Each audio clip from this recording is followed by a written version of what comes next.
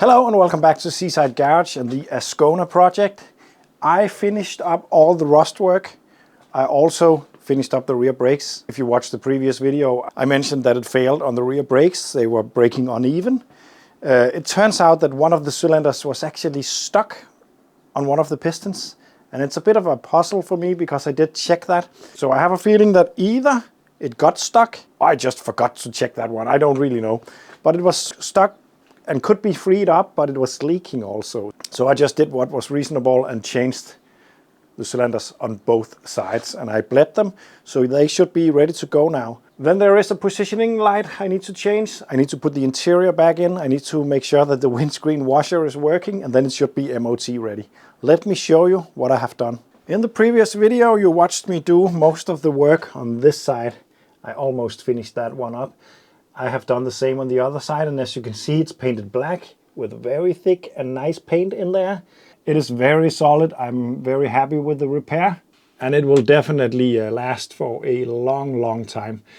Actually, the left side was the worst one. I did the right side on camera. The left side had a bit more complicated areas. And now when we go to look at the bottom end, it is solid. No rust is visible.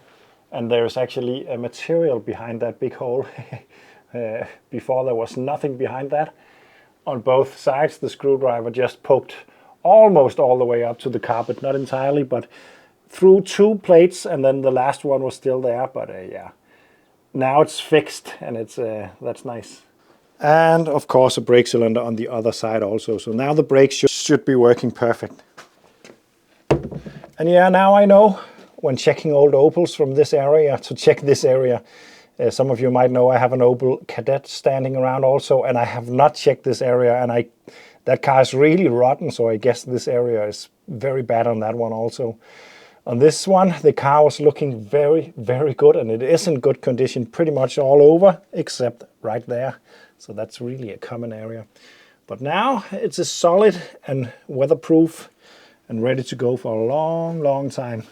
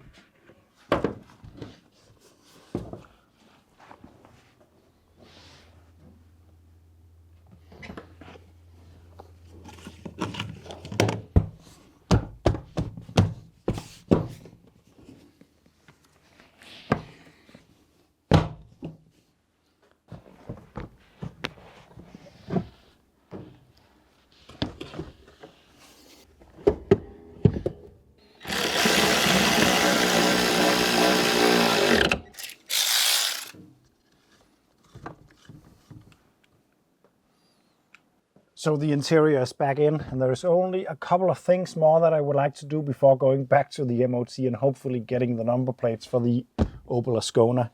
And that is the blown bulb up front, and also a broken lens on a indicator. Actually, it wasn't an MOT fail, but it would just be nice to fix. And the last thing, we noticed that the reverse light is not working either. I'm gonna check if it's the switch or the bulbs and fix it, and then it's ready to go. The first thing is this. This is not an MOT fail, but Jakob, the owner, noticed it and he couldn't live with that. So I'm just gonna figure out how to fix that. Here's a brand new one.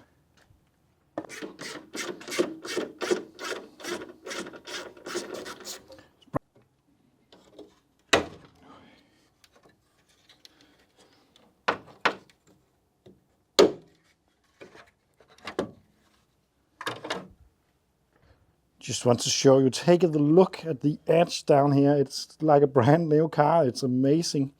It's amazing to see condition like this on an Opel from this era.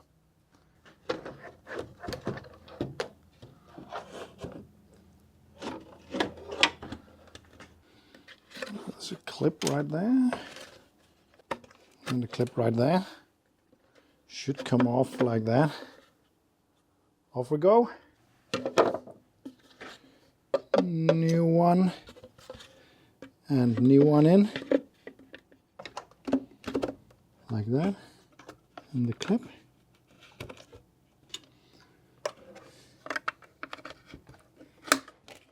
and then I can slide this back in, connect the wiring, bolts back in.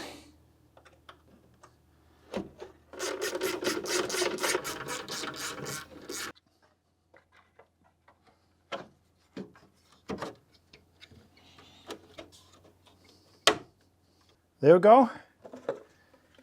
The design is actually a little different on the top. It's a bit more squarish, the new one, but it fits. And that's the most important bit. Will it blink? Oh yeah. And what about that running light? So this one works. But not this one. Just gonna see if I can. I actually found a bulb inside the car that I think is this one that is blown. So someone removed it but didn't replace it. Nah, it's not the same bulb.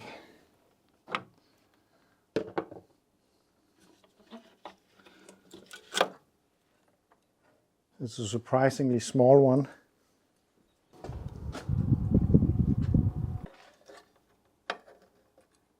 Yep, that's a lot better. Nice.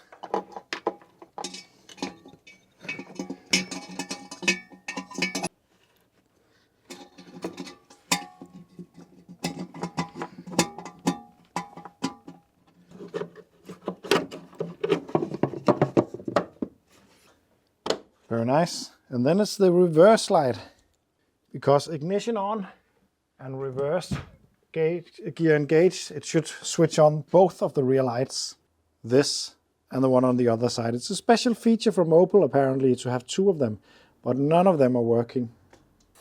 And right down there we have a switch, and it's probably not making contact. I'm just going to try to measure it. I'm taking my multimeter. When they touch, it beeps. The two prongs down here should beep if the switch is working as it is intended to do. Nope, it's not working. And luckily Jakob bought a new one of these, so I don't have to try to repair the old one. And let's see if that works. Nothing. And then when reverse is engaged, there we go. I'm gonna change this, and then it should work, I think.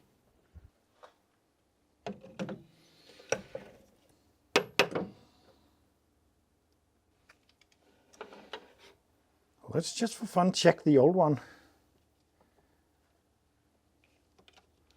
Now that it's out of the car.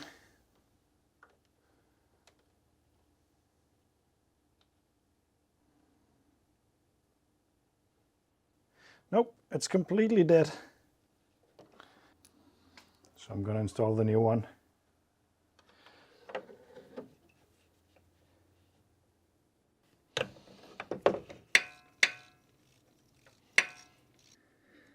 There we go. And there is light And hopefully it turns off when I pull it out of reverse. Oh yeah, fixed.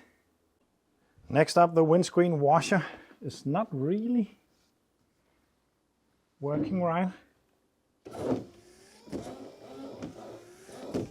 Nothing comes out of the of this one. I wonder why that is.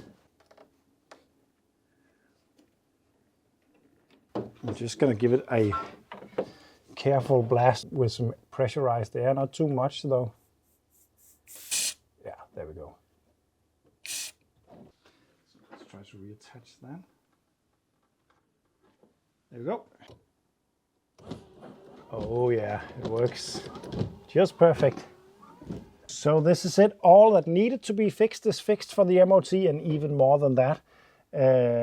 I still need to change the wiper blades, but I don't have any, so I will buy them on my way to the MOT. This should be it. Next video will hopefully be a joyride in this Opel Ascona. It's going to be a very lucky guy who gets to own this car because it's in brilliant condition. It's a really nice piece of automotive history.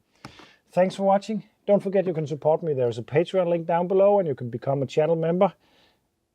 And see you in the next one.